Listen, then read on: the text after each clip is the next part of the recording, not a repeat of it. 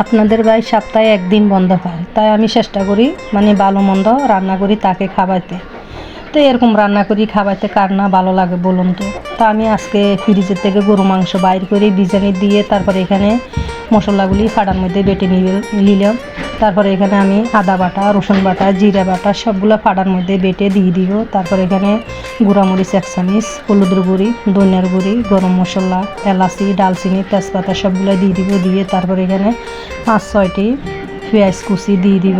দিয়ে ভালো করে আমি হাতে মেখে নিব। মেখে তারপরে একটু পানি দিয়ে ভালো করে মেখে নেব। মেখে তারপরে এখানে তেল দিয়ে দিব পরিমাণ মতন। তেলগুলো যখন গরম হবে তো তেলের মধ্যে আমি মাংসগুলি ছেড়ে দিব। আমি মাংসগুলো কিন্তু বড় বড় সাইজ করেই কুটিছি, কিন্তু ছোটো সাইজ কুটি নয়, একটু বড় বড় করেই মানে কুটি নিয়েছি। তো দেখুন এখানে আমি নতুন আলু দিয়ে রান্না করব। আপনাদের ভাই মানে নতুন আলু খুব পছন্দ করে, তুলতুলে নরম, তাই আজকে আলু দিয়ে রান্না করবো এই মাংসগুলি। তো এখানে আমি ডাকনা দিয়ে আমি ডেকে রাখবো। দেখুন ডাকনা দিয়ে ডেকে দিছি, পানিগুলো মাংসর থেকে ছেড়ে দিছে। তো মাংস যখন মানে পানিগুলো টেনে যাবে উপরে এরকম তেল তেল ভাব ছেড়ে দিবে, তখন আলুগুলো দিয়ে দিব।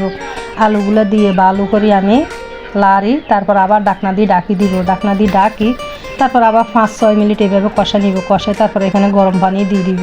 তো গরম পানি দিয়ে আসলে বেশিক্ষণ লাগে না। তো এখানে প্রায় 15-20 মিনিটের মতন রাখি। তারপরে এখানে আমি কিছু গরম মশলা এখানে দিয়ে দিব। গরম মশলা দিয়ে তারপরে একটু লাড়ি সারি তারপর আবার নামাই ফেলবো। তো এই রান্নাটা আপনাদের থেকে কেমন লাগতেছে অবশ্যই আপনারা কমেন্ট করবেন, কমেন্ট করে জানাবেন। এরকম দেখুন কত সুন্দর করে আমি থালাটা সাজাই দিলাম আপনাদের বাইকে।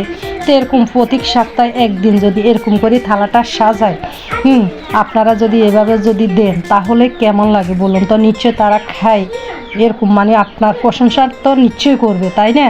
তো আপনারা সবসময় চেষ্টা করবেন মানে প্রত্যেক সপ্তাহে একদিন এভাবে থালাটা সাজাই দিতে চেষ্টা করবেন। দেখবেন আপনার প্রশংসা নিশ্চয়ই সে করবে ইনশাআল্লাহ।